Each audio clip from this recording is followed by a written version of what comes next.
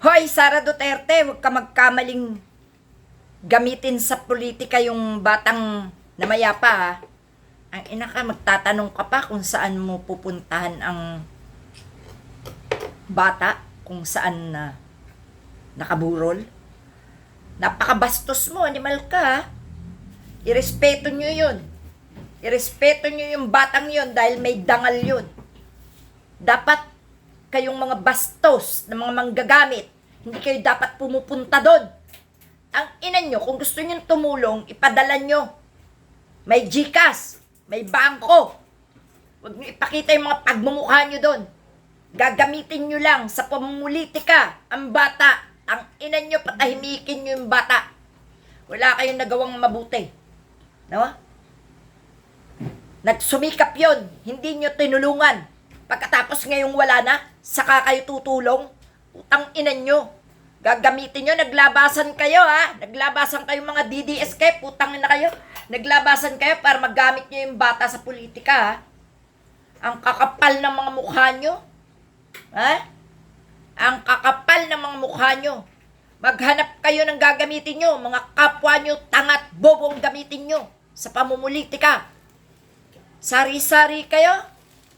Pati yung mga nakaraan ng Marcos Aquino na labanan, ginagawan nyo pa ng kwento at AI sa social media para mabuhay ang awayan. Utang ina kayo, yung mga nananahimik, huwag niyong pakialaman. Irespeto nyo yan. Ikaw, Sara Duterte, marami kang kaso, harapin mo. Huwag mong pakialaman ang nananahimik na pamilya. Tanginan to. Magpapapel-papel na naman kayo, mga hayop kayo. Wala naman kayong mga silbi sa tunay na buhay. Mga plastic kayo, tanginan nyo, mga magnanakaw kayo. Biktima nyo rin yung mga yan sa pagnanakaw nyo at paggawa nyo ng kawalang hiyan sa Pilipinas. Hayop kayo. Ha? Di nga nakikialam yung mga matitinong politiko, eh. Ha?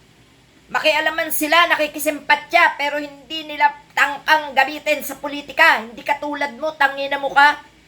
Preskon ka palagi. Gusto mo, maging sikat ka pa? Sikat ka sa kahayupan. Kaya mag-intay ka lang. Tangina mo, nako, ma-impeach ka lang, hayop ka. Sasagarin ko talagang galit ko sa'yo. Tangina mo, ngayon may plano ka na namang manggamit. Ha? Pati yung batang nananahimik. Pamilyang nananahimik. Tangina mo, madaling tumulong. Kung talagang tao sa puso mo, tangina ka, gumawa ka ng malinis na paraan. Tumulong ka ng tahimik at huwag mong gamitin ang politika. Buisit. Kayo mga DDS, putang ina nyo, sige, pagtanggol nyo yung amo nyo. Mumurahin ko kayong lahat araw-araw, putang ina kayo. Sige. Ina mga to,